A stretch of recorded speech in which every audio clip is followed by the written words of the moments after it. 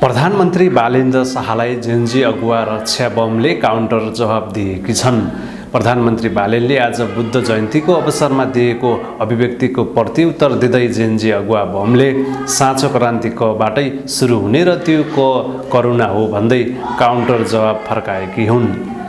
प्रधानमन्त्री शाहले शुभकामना सन्देश जारी गर्दै साँचो क्रान्ति कबाट होइन गेबाट सुरु हुन्छ र त्यो ज्ञान हो भनेका थिए। उनले उक्त भनाइलाई आफ्नो फेसबुकमा सेयर गर्दै बमले साँचो क्रान्ति कबाटै सुरु हुन्छ प्रधानमन्त्रीज्यू र त्यो करुणा हो लेखेकी छन्। जेन्जी अगुवा बमले सरकारले सुकुम्बासी बारे स्पष्ट र दीर्घकालीन पुनर्व्यवस्थापनको योजना बिना बस्तीहरूमा डोजर चलाइरहेको विषयमा असहमति राख्दै आएकी छन्। वर्षौंदेखि बस्दै आएको ठाउँमा उठाएर होल्डिङ सेन्टरमा राखेर सुकुम्बासीहरूको बिचल्ली पारेको उनको भनाइ छ।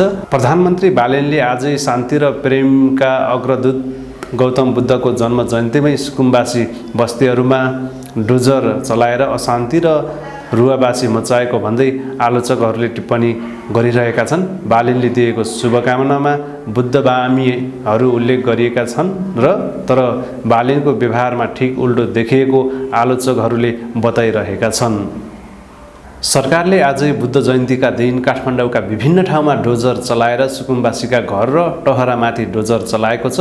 बुद्ध जन्मेकै दिन बस्तीमा डोजर चलाएर कतिपय ठाउँमा बुद्धका गुम्ब मन्दिरहरू भत्काइएको भन्दै सरकारको विरोध पनि भइरहेको छ।